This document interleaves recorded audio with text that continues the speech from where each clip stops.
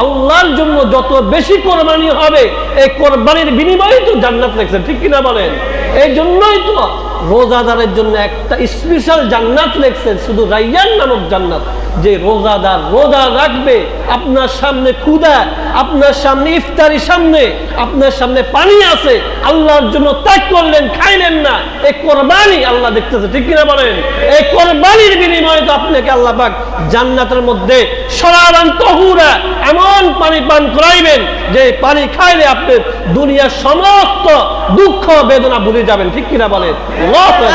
আমরা যদি জান্নাতে ওই শরাবান তাহুরা যদি আমরা পেতে চাই, তাহলে আমাদেরকে একটু আল্লাহর জন্য হওয়া থেকে, রোজার মাস অনেক মানুষ আছে লুকাই লুকাই খায়। আরে ভাই, আপনি লুকাই লুকাই যদি খান, দেখেন কে বলেন? আল্লাহ বলতেছে আস-সাওমু লি ওয়া আনা আজজি বিহি, রোজা আমার জন্য আর এটা পুরস্কারও আমি দিব। সমস্ত আমল তোমরা তোমাদের জন্য করো, কিন্তু রোজা আমার জন্য। অতএব আপনি যদি নিরিবিলি, অনেক মানুষ দেখা যায় রমজান মাস হোটেলগুলাতে পর্দা ফালাই দিয়ে ভিতরে খায়, খায় কিনা বলেন? আমরা বয়কট করি, ওদেরকে ঘোষণা করব আল্লাহকে ভয় করুন, তাকওয়া অবলম্বন করুন, মরতে হবে আল্লাহর আদালতে আপনাকে হিসাব দিতে হবে, ঠিক কিনা বলেন? এই জন্য ভাই দুস্থ বুজুর্গ, রোজা কষ্ট হবে, এই কষ্ট যদি আল্লাহর জন্য যদি আমি মেনে নিই, তাহলে কষ্ট হবে না, ঠিক কিনা বলেন?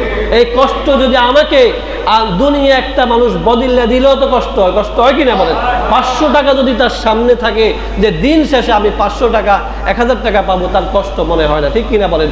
আল্লাহ পাকের জন্য যদি একটা মাস কষ্ট করতে পারি, আর রোজা ওই কষ্ট অবস্থায় যদি মৃত্যুবরণ করতে পারি, খোদার কসম বলতে পারি, মরার সাথে সাথে আপনার জান্নাত বলে সুবহানাল্লাহ। ভাই দোস্ত বুজুর্গ, আসুন আমাদেরকে একটু কোরবানি করুন, নিজের ব্যক্তিত্বকে বিলীন করুন। এই মাসটা হলো নিজের বড়ত্বকে, সেনাবাহিনী যেমন সেনাবাহিনীর ট্রেনিং দিতে গিয়ে যখন কষ্ট হবে বলে আমি যদি কই আমি কষ্ট ট্রেনিং দিব না, সে কি কখনো সেনাবাহিনী দিতে পারবে বলেন? আমি যদি খাঁটি মুসল্লি দাবি করি, আল্লাহর জন্য একটু কষ্ট মেনে নিতে হবে। অনেক মানুষ দেখা যায় আল্লাহর ঘরে আসে, ব্যক্তিত্ব, কোনো ব্যক্তি দাপট দেখাবেন না। আপনার পায়ে ধরি বলি, আল্লাহ পাক সবকিছু বরদাস্ত করে। আল্লাহ পাকের ঘরে একজন প্রধানমন্ত্রীও কিন্তু একজন রিক্সা চালকের যে পরিমাণ, তার ওই পরিমাণ হক, ঠিক কিনা বলেন? কারো দাপট চলবে না, এখানে ব্যক্তিত্ব চলবে না। আপনি জানেন না তাহলে আল্লাহ সম্পর্কে? আল্লাহ পাক বলতেছেন, যে ব্যক্তি আমার ঘরে আসে বিশৃঙ্খলা সৃষ্টি করে, অবশ্যই এটার হিসাবও কিন্তু আমি তার দুনিয়ার আদালতে, আখিরাতে আদালত না, তাকে দুনিয়াতে বেইজ্জতি করে তাকে মৃত্যুবরণ করা, নাউজুবিল্লাহ বলেন। অতএব ভাই আল্লাহর ঘরের সাথে বেয়াদবি করবেন না। একে অপরের সাথে আন্তরিকতা, মহব্বত, একে অপরের সাথে মিল মহব্বতের সাথে আমরা নেকির কাজগুলা, সাহাবায়ে কেরাম এমন ছিলেন, একে অপরকে এত আন্তরিক ছিলেন। আপনি নিজে কষ্ট করতেছেন, আরেক ভাইকে যেন কষ্ট না হয়। আজকে আমাদের মধ্যে মিল মহব্বত নাই, আন্তরিকতা নাই, ভালোবাসা নাই, মায়া মমতা নাই। এটাও কিন্তু কিয়ামতের আলামত, কিয়ামতের পূর্বে